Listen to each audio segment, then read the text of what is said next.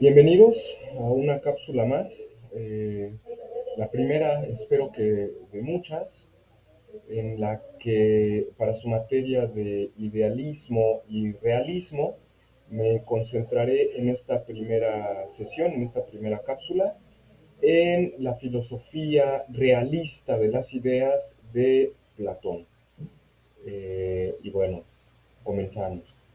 La filosofía de Parménides de Lea representa una hazaña intelectual de extraordinaria magnitud, no solo por lo que en su tiempo significó de esfuerzo genial para dominar el problema metafísico, sino sobre todo por la profundidad incalculable de la penetración que llevó a este filósofo, a Parménides, a formular ideas, pensamientos, direcciones que han impreso a toda la filosofía occidental un carril, una marcha que desde entonces ha seguido ininterrumpida con la misma orientación. Se ha visto, en términos muy generales, de la filosofía de Parménides, y en ella hemos podido encontrar las dos bases fundamentales de todo el sistema que se asienta. Estas dos bases fundamentales del pensamiento parmenideo han sido o son, uno, primeramente, la identificación del ser con el pensar, y segundo, la aplicación rigurosa de las condiciones del pensar a las determinaciones del ser. Estas dos bases fundamentales del sistema eleático podrían inducir, y han inducido de hecho muchas veces, al error de considerar al eleatismo, la filosofía de Parménides, como la primera forma conocida de idealismo. Algunos historiadores de la filosofía han creído encontrar en la filosofía de Parménides la forma primaria del idealismo filosófico, puesto que se ha dicho de manera equivocada que Parménides, al identificar el ser con el pensamiento, está instituyendo al pensamiento como la condición de realidad. Sin embargo, esta interpretación es radicalmente equivocada. No todos los historiadores de la filosofía, ni mucho menos, la comparten. Pero algunos, llevados por un afán que podíamos clasificar íntimamente de sistemático, han creído poder interpretar a Parménides de esta forma, como un idealista.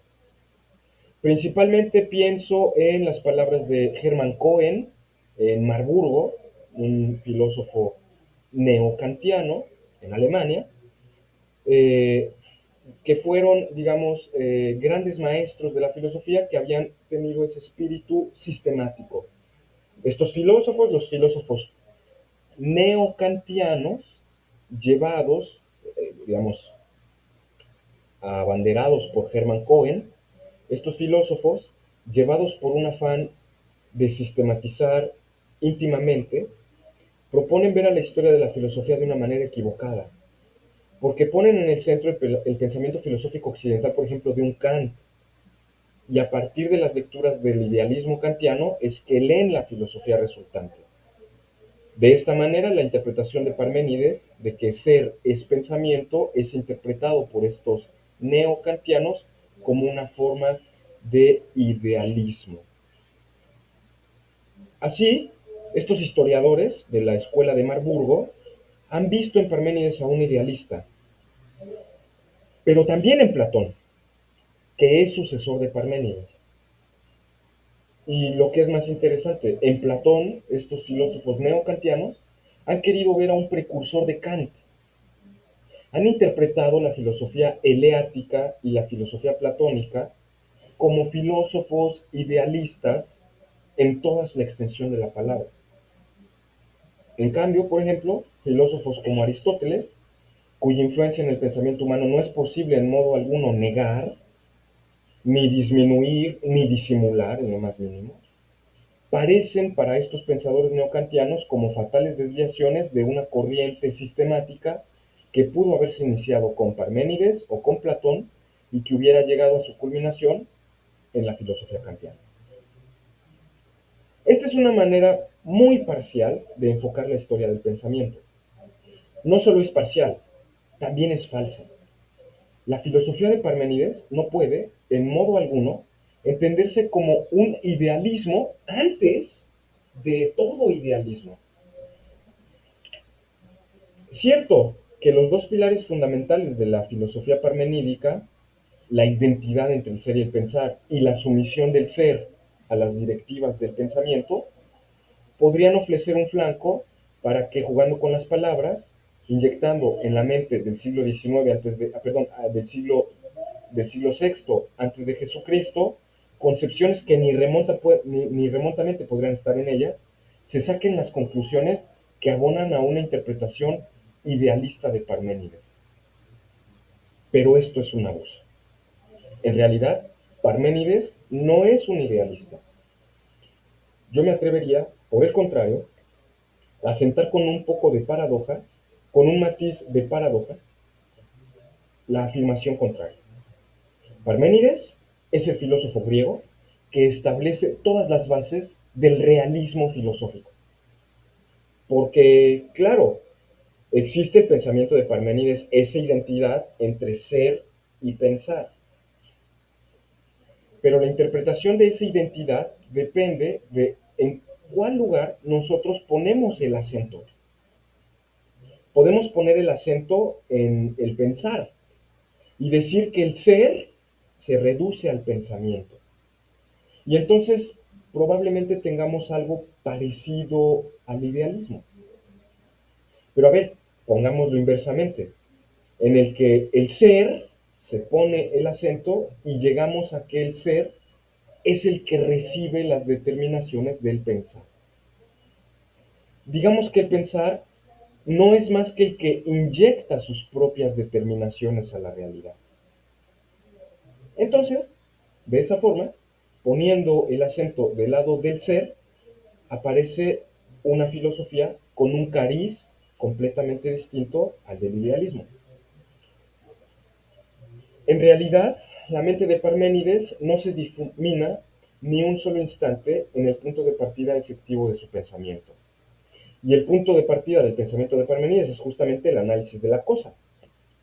Parménides parte en su metafísica de la realidad de las cosas, de que las cosas son algo real. Estas cosas que vemos, tocamos, sentimos, que aparecen delante de nosotros, poseen la plenitud del ser. Pero inmediatamente se pregunta, ¿en qué consiste el ser de las cosas? ¿Cómo podemos llegar a pensar ese ser sin contradicciones? ¿Cómo podemos llegar a identificar o adecuar nuestro pensamiento con ese ser?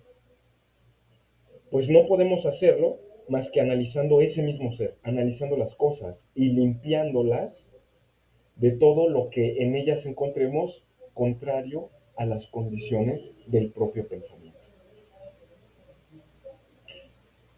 Una de las condiciones fundamentales de todo pensamiento es que el pensamiento concuerde consigo mismo, es decir, que el pensamiento sea coherente, o como decimos vulgarmente y con una expresión mala pero corriente, que el pensamiento sea lógico. Es decir, que el pensamiento no afirme una cosa y un instante después afirme lo contrario. Porque no puede ser verdad algo e inmediatamente ser falso. Pues si estas condiciones del pensar se dan y tenemos ahí el ser, entonces es imposible que el ser sea contradictorio o que esté lleno de incoherencias. Vamos a quitarle al ser todo lo que aparece de incoherente. Las cosas aparentes, las cosas visibles, aquellas incoherencias que son realmente notorias. Podemos decir que esas incoherencias que aparecen en el ser en realidad no le pertenecen a él, ya que nosotros no podemos pensar lo que es incoherente. Lo que queda después de hacer esta limpieza del ser será lo que verdaderamente es. Y entre esas incoherencias que encuentra Parménides en el ser, está la multiplicidad de los seres, está la mutabilidad, la cambiabilidad de lo que tenemos delante. Vemos que cambian las cosas, mas como el cambio es algo ilógico, es irracional, tendremos que decir que creemos que las cosas cambian, pero en realidad no lo hacen. La movilidad del ser es esa incoherencia. En fin, no vamos a repetir toda la filosofía de Parménides. Tenemos pues que sigue siendo fundamentalmente Parménides, la realidad, una cosa. Y esa cosa no admite otras cosas a su lado, es algo único, porque esa es una contradicción. El ser de Parménides no admite el movimiento porque es contradictorio el movimiento. Tampoco admite el cambio porque el cambio es contradictorio. Pero lo primariamente existente, es decir, para Parménides, es la res, la cosa.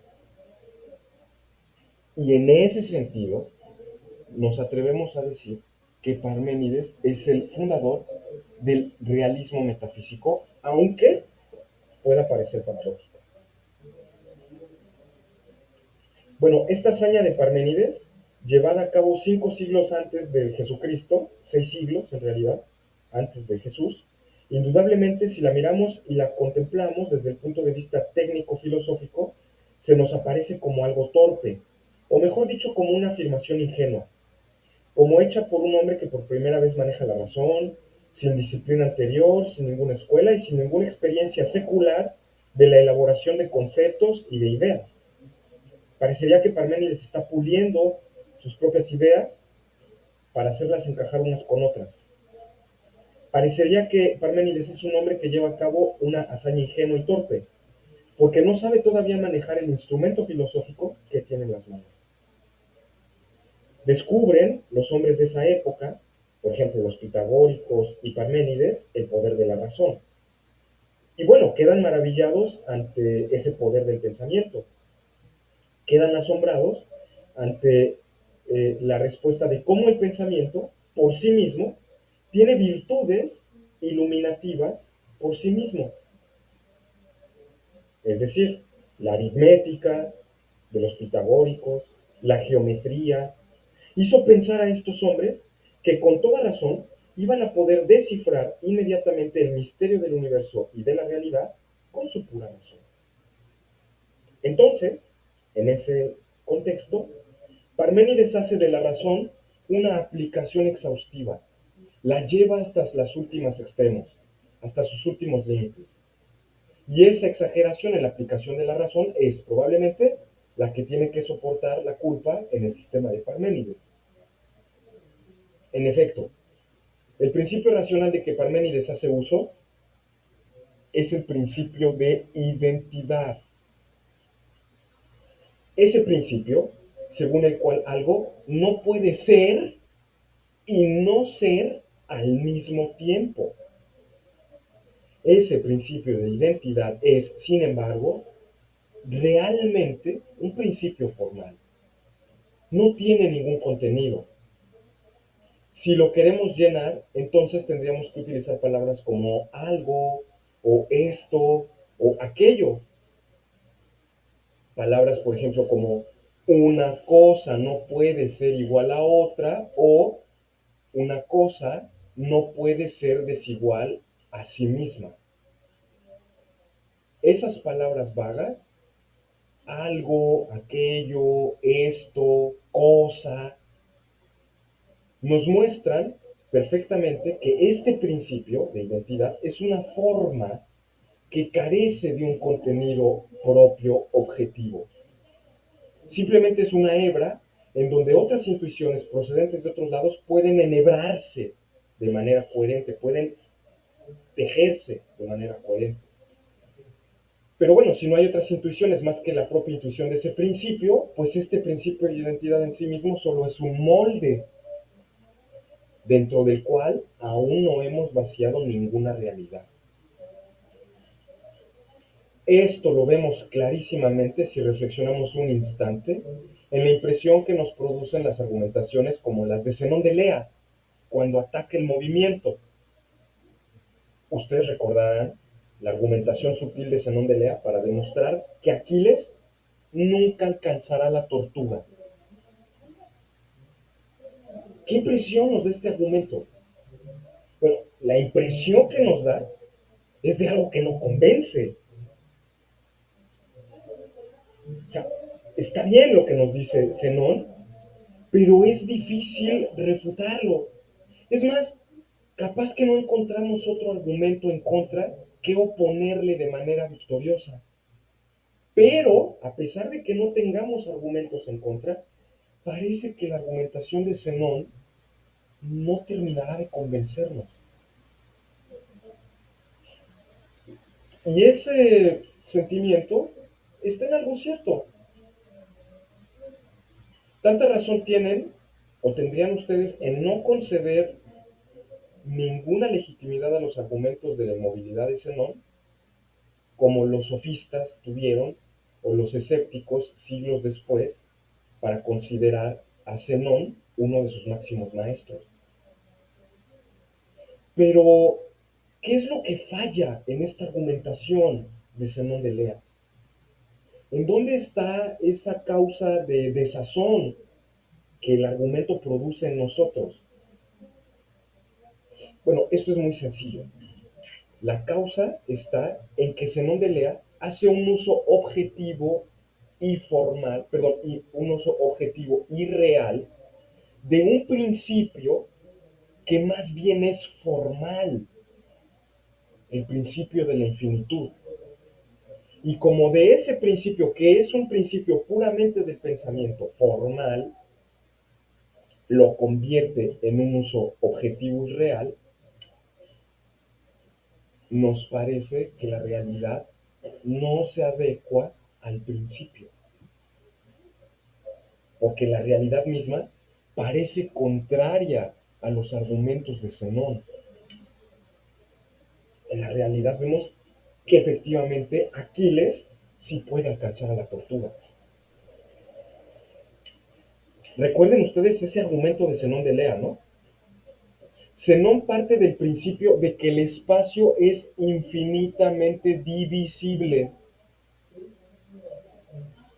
El espacio formal. Pero bueno, a ver, detengámonos un momento. El espacio es infinitamente divisible en la posibilidad. Puede ser infinitamente dividido en el pensamiento. Puede serlo como mero posible, como mera forma. Pero la trampa es que esa forma, eso meramente posible, esa división infinita del espacio, la convierte Zenón en un hecho real. De esta manera, el sofisma de Zenón de Lea consiste en confundir las condiciones meramente formales y lógicas con las condiciones reales, materiales, existenciales de los seres. Dice Zenón que Aquiles no alcanza la tortuga porque la distancia entre Aquiles y la tortuga es un espacio, un trozo de espacio que podemos dividir infinitamente. Sí, pero ese dividir infinitamente tiene dos significaciones. La primera, como mera posibilidad en pensamiento matemático, y la segunda, como existencia real, objetiva. Lo que hace Zenón es pasar del pensamiento al ser. Este tránsito suave, el tránsito oculto entre uno y otro sentido, es el que hace la argumentación nos sorprenda, pero que no nos convence. Este es el vicio fundamental del eleatismo, ¿no? El eleatismo es una metafísica de la pura forma mental, pero no tiene contenido.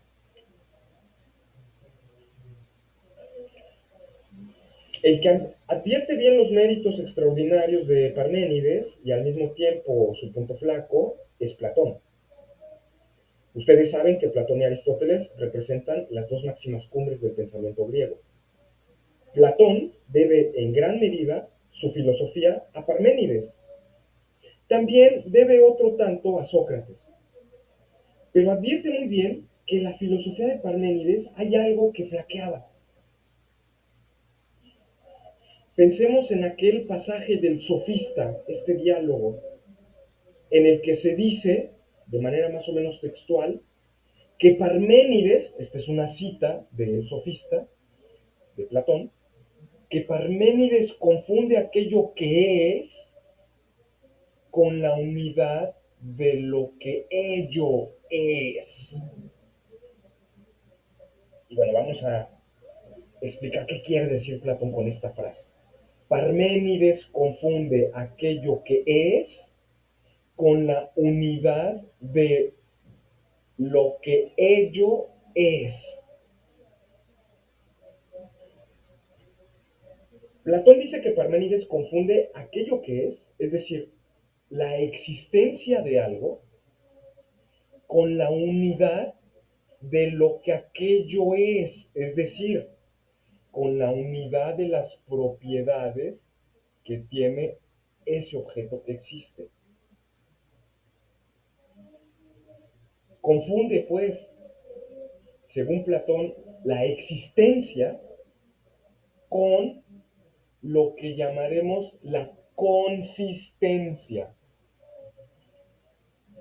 Confunde la existencia de las cosas con su esencia. O para decirlo en otro sentido, Parménides confunde lo que más tarde va a llamar Aristóteles la sustancia, el ese, con lo que la sustancia tiene, o sea, con la esencia de la sustancia. Este es el error que Platón revela en la filosofía de Parménides. Y es en efecto un error fundamental.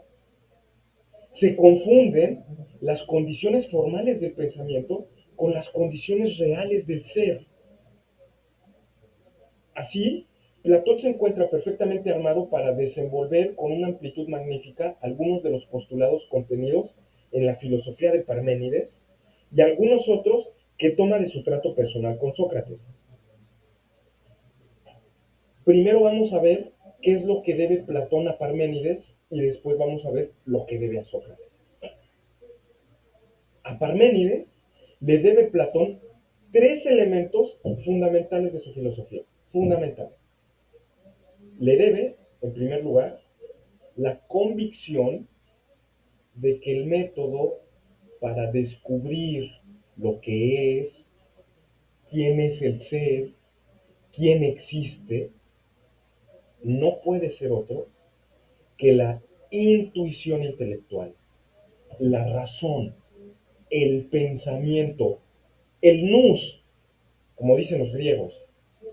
En primer lugar, hay una especie de racionalismo que Platón toma de Parménides.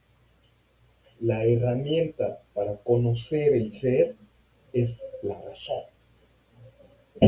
el nous, el pensamiento, la intuición intelectual, no los sentidos, no las impresiones sensibles, no la experiencia, la razón.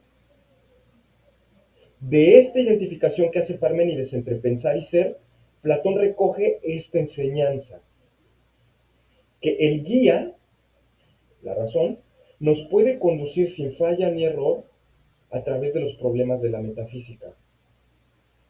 El pensamiento, entonces, es el que construye la metafísica.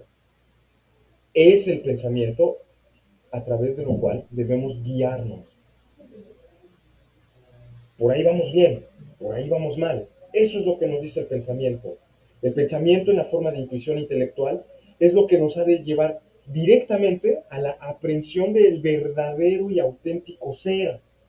Primer punto. Segundo punto, ¿qué toma Platón de Parménides?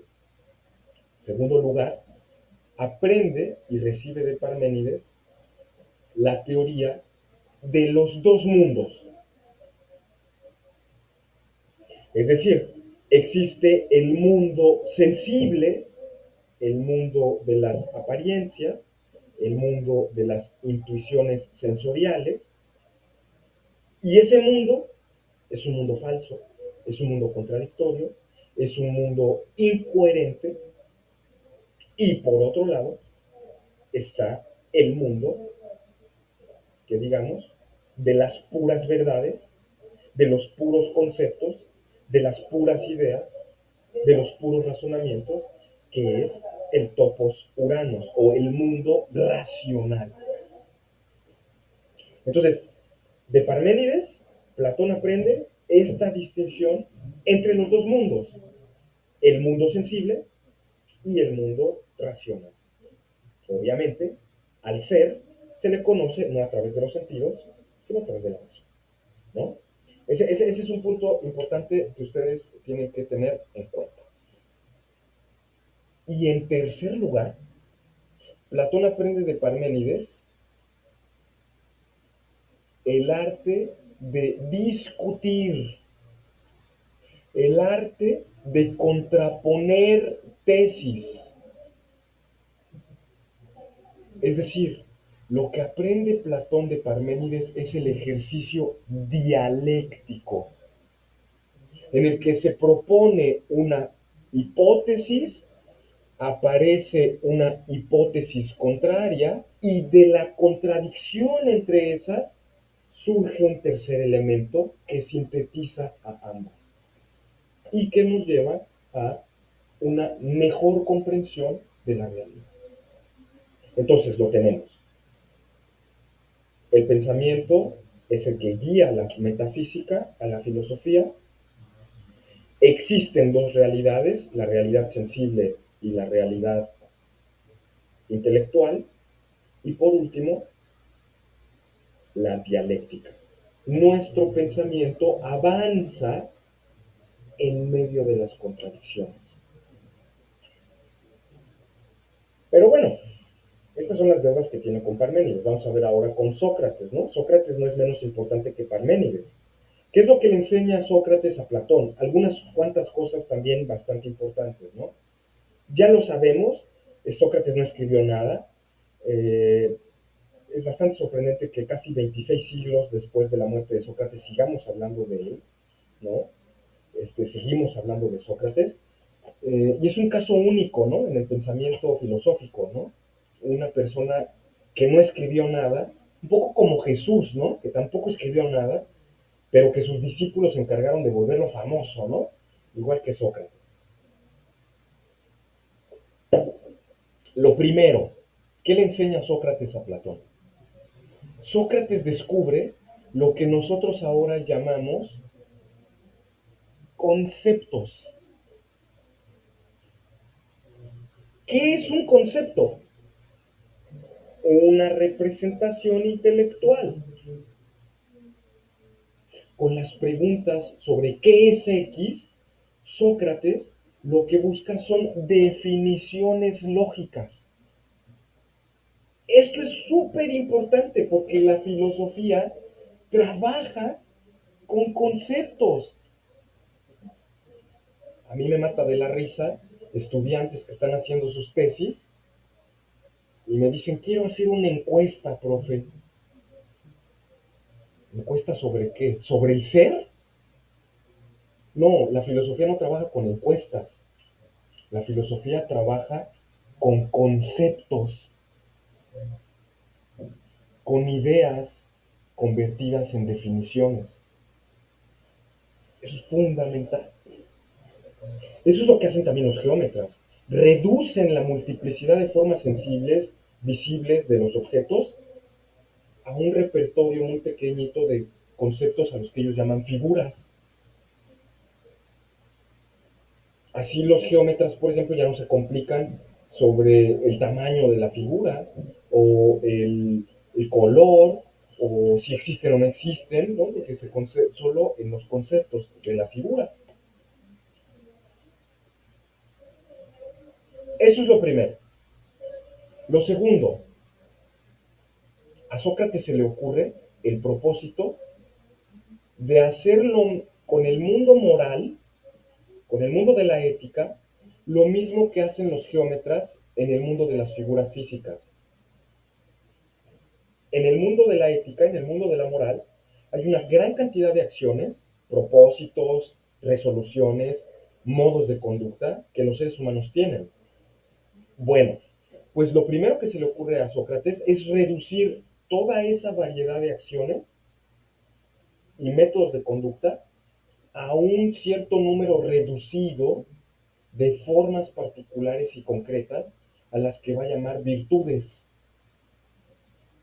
justicia, moderación, templanza, valentía. Y luego, después de haber hecho de cada una de esas virtudes o formas primordiales de la vida moral, lo mismo que han hecho los geómetras, aplica el entendimiento, ¿no?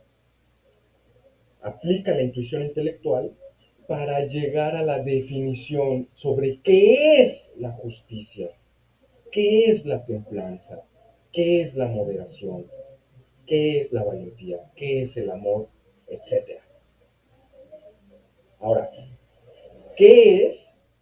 Esta pregunta para los griegos significa dar razones de ellos, es decir, encontrar una razón que explique, encontrar la fórmula racional que cubra completamente al objeto sin que quede un resquicio fuera.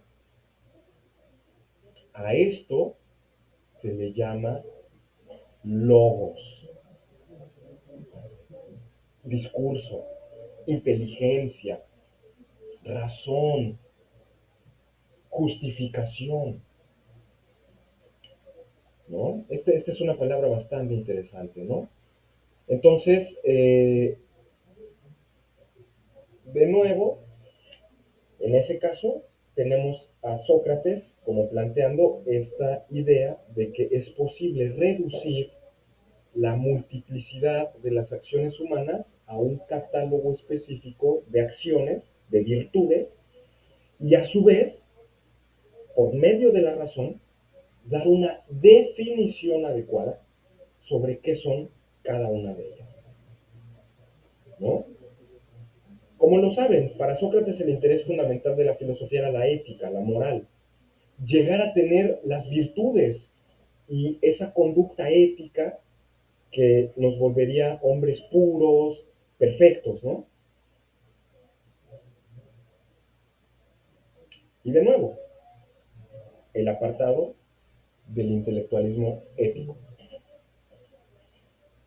Esta convicción moral y profunda, esta idea del concepto, la recoge Platón de Sócrates, pero inmediatamente extiende y amplifica el uso del concepto, ya no solo para la geometría o solo para las virtudes como Sócrates, sino en general para cualquier cosa.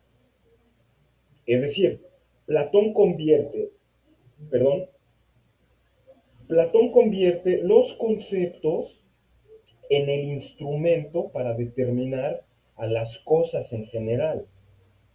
E inmediatamente pone en relación esta aportación socrática con las enseñanzas de Parménides. Une la idea de un concepto, es decir, de un logos, con la idea de un ser y con los atributos del ser de Parménides. Esa es la teoría de las ideas. Hay un pasaje de Aristóteles en que explica cómo Platón llegó a su filosofía, cómo Platón llegó a este propio sistema. Dice Aristóteles, esta es una cita de Aristóteles, cito: el que Sócrates se ocupase de los objetos éticos y no de la naturaleza en general, buscando en aquellos objetos éticos lo que tienen en general, y encaminando su reflexión principalmente a las definiciones, indujo a Platón, que lo seguía, a opinar que la definición, el concepto, el logos, tenía como objeto algo diferente del mundo sensible. Aquí está, cierro la cita, aquí está la unión entre el método socrático de buscar el logos, de buscar las razones, con la idea parmenidia de que el ser no es algo sensible. Y este matrimonio va a dar como resultado la metafísica de Platón, conocida como la teoría de las ideas. También Platón, como Parménides y como todo metafísico en general, se pregunta, ¿quién existe? ¿Quién es el ser? Pero claro, Platón ya está sobre un aviso. A Parménides se le han pasado algunas cosas. Ha descubierto cuál es el error de confundir el qué existe, como pregunta, con cómo es que existe. Ya hay en Platón, por consiguiente, aunque muy íntimamente unidas, una teoría de la existencia y una teoría de la objetividad, es decir, una teoría del objeto, una verdadera ontología, además de una metafísica. La ontología de Platón entonces es muy clara. Recordarán ustedes el logos de Sócrates, o sea, la definición del concepto, que cubre una porción de la realidad. Lo mismo que la figura triángulo cubre una porción de las formas que se dan en la realidad visible. ¿Qué es entonces, pues, este logos? Platón lo analiza y encuentra que ese logos es una unidad sintética, una unión donde una porción de entes o de caracteres se reúnen formando una unidad indisoluble. Pues bien, esa unión, esa unidad de los caracteres que definen un objeto, la esencia del objeto, o como suele decirse, la consistencia de los objetos, unida en una unidad indisoluble, si la contemplamos ahora con una intuición directa y luego a esa unidad le conferimos una realidad, llegamos a la forma, a la idea. ¿Qué es la idea? En primer lugar, la palabra idea es un neologismo de Platón. Ya saben ustedes lo que es un neologismo, ¿no? Es una palabra inventada, es algo nuevo. Por eso se llama neólogos, ¿no? Es una palabra que Platón inventa, ¿no? Para nosotros es sencillo, ya no tenemos que inventar tantas palabras, pero en el caso de Platón, bueno, sí había que inventar nuevos términos, ¿no? Entonces había que referirse a ciertos términos que digamos, ¿no? Y de esa manera Platón fue como forjó la palabra idea, ¿no? La formó con la raíz del verbo griego, que en realidad significa visión, de modo que en algún sentido la noción de eidos en realidad significa intuición intelectual. Eso es lo que significa exactamente una idea. El objeto de la intuición intelectual. La idea entonces es una intuición intelectual, pero desde el punto de vista del sujeto. Si dejamos a un lado el sujeto y nos concentramos en la idea misma, ella, la unidad intuida en la visión, el objeto pues de la visión, entonces la idea son dos cosas. Por una parte, mi capacidad subjetiva para captar la realidad de algo, eso es una idea, a través de la razón, y la otra, el objeto mismo captado. En segundo lugar, en este segundo lugar, estas ideas tienen una existencia real. De modo que estas formas, estas ideas, son esencias que existen y que le dan consistencia al mundo fenoménico, al mundo empírico, al mundo de los sentidos. Cada cosa que existe en el mundo, cada cosa sensible que ustedes son capaces de percibir, tiene un correlato con una idea que, ojo, siempre es universal. Porque lo que capta el intelecto no son cosas particulares. Los conceptos no hablan sobre cosas particulares, hablan sobre términos generales. Se aplican los conceptos a muchas cosas. Por ejemplo, el concepto de perro se aplica a mi perrito Ramón que tengo en casa, al perrito de la calle, al perro que vivió hace 5,000 años, a todos los perros del universo. Una sola palabra. Entonces yo me estoy refiriendo al perro en general en la idea. Eso es bien interesante. Las ideas son universales. Lo que existe, la verdadera realidad de las ideas, no son los seres particulares que intuimos con los sentidos, sino los seres universales que existen separados de los objetos sensibles. Hay muchas ideas.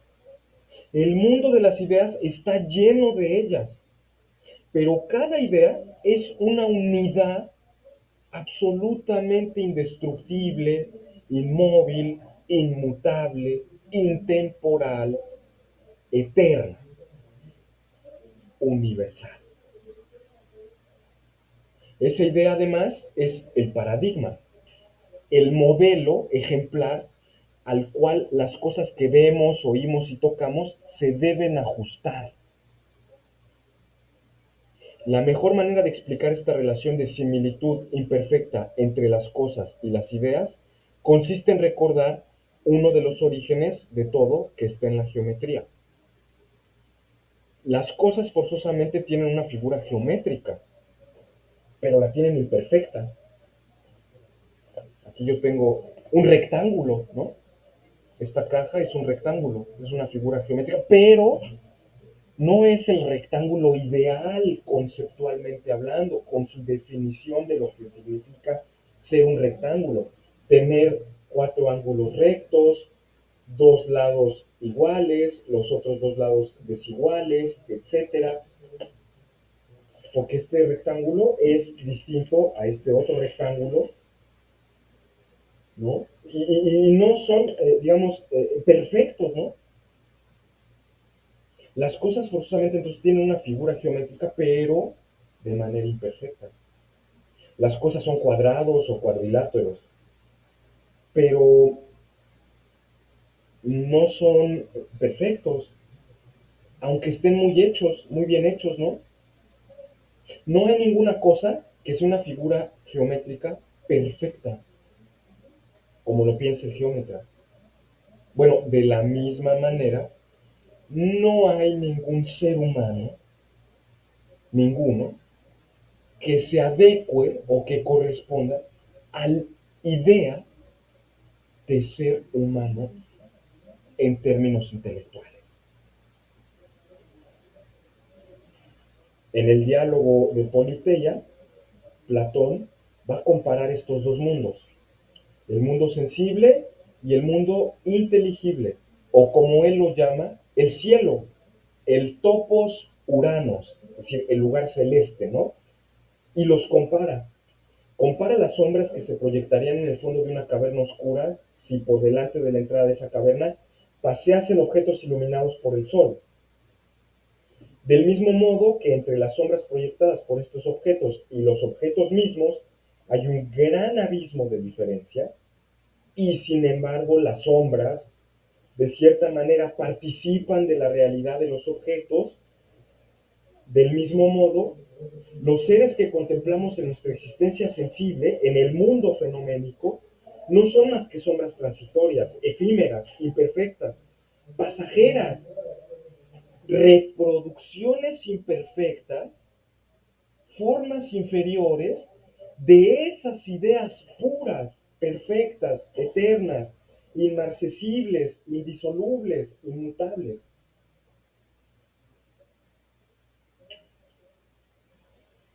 Y entonces, nuestro conocimiento, nuestra ciencia, nuestra episteme, ¿en qué consiste? Bueno, consiste en elevarnos, por medio de la dialéctica, de la discusión de tesis que se contraponen y se van depurando en la lucha de unas contra otras para llegar desde el mundo sensible hasta el mundo suprasensible de la intuición intelectual.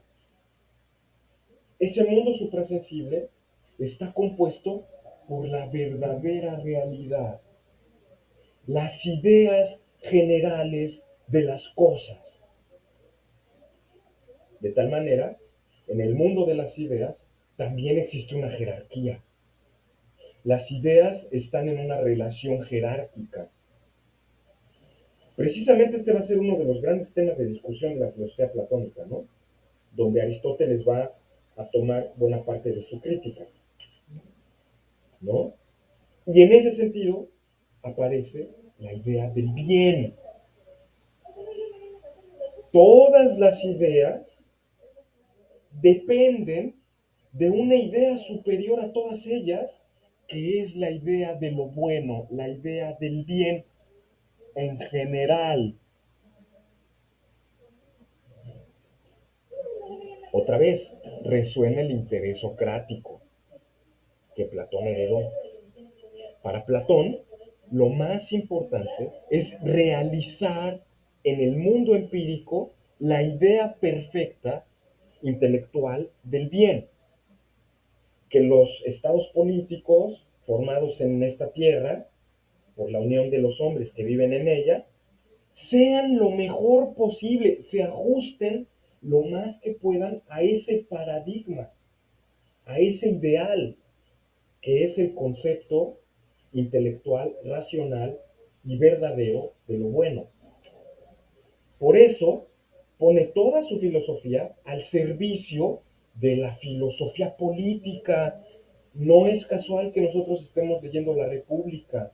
Todo el sistema platónico va a culminar en una teoría sobre el Estado, sobre la polis, sobre la organización cívica, sobre cómo es posible realizar la idea del bien en esta tierra. Y dedica, pues, de los más grandes diálogos, ¿no? que se han escrito. La República y las leyes. La filosofía de Platón, entonces, no es como creen los fundadores de la escuela de Marburgo, Nator, Cohen, ni mucho menos es un idealismo, no se confundan. Las ideas de Platón no son unidades que estén en nuestro pensamiento, no. Lo mismo que para Parménides, estas ideas son las únicas realidades que existen. Todo lo demás son sombras efímeras.